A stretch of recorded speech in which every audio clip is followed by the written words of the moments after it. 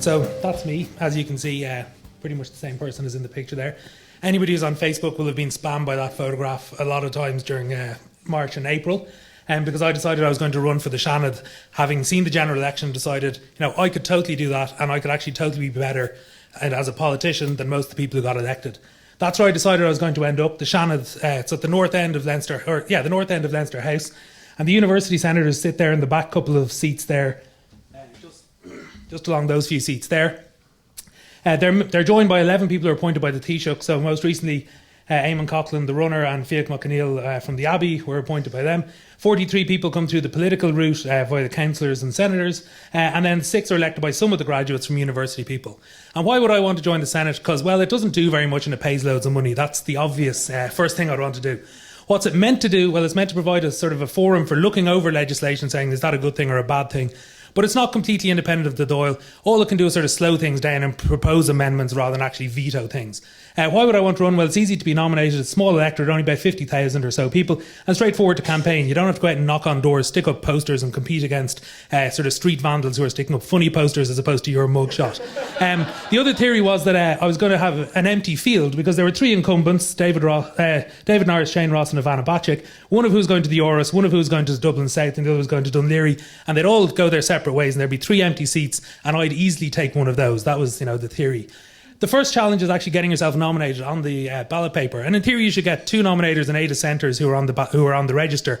I found my 2 nominators pretty easy, Jane Grimson and Brian Lucy, both professors in Trinity. And then I found, a whole list of friends who said, I'm not sure if I'm on the register or not. So I had to submit a whole list of people to suggest it. This is the competition I was up against. The ones who were in bold are people I knew something about when the list was announced. Others were sort of random people.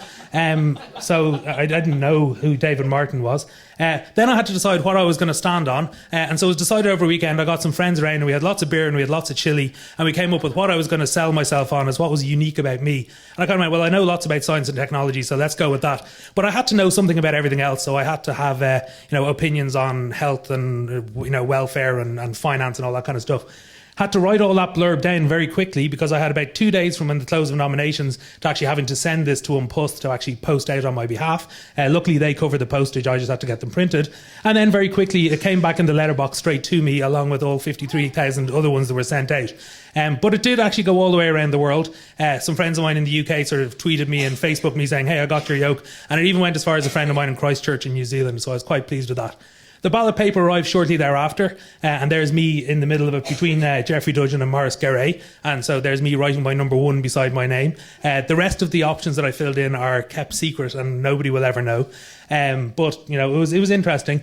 How I was going to get other people to want to vote for me? Well, I had to try and get some sort of media exposure. So there was a few write-ups in the newspapers.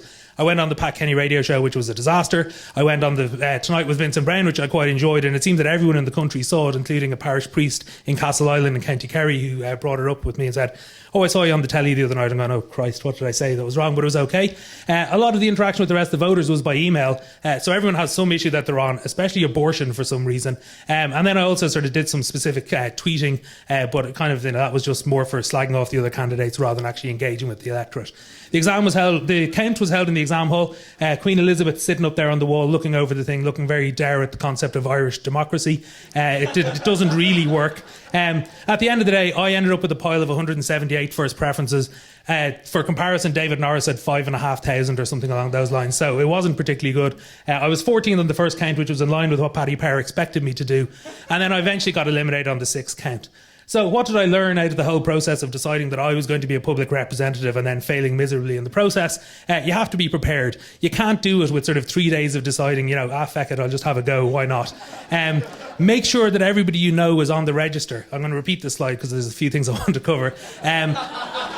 The thing is, there were about 60 people who started university with me, of whom 4 of us were still on the register. If at least I got those back on, it would have been another 56 votes, which I could have put to my name. You have to raise your profile and a few other things. Just on the Seanad itself, can't stay the way it is because it's a disaster. The government want to get rid of it. I'd suggest it should be reformed with sort of everyone gets to vote for it rather than just the political elites. But that's up for debate. But if they don't change it, it has to be gotten rid of. And finally, I should say, there are a few thanks I have to make. My campaign team, which was, Stella, Ethna and Clina, my wife, my mother and my sister. It was very much a family affair.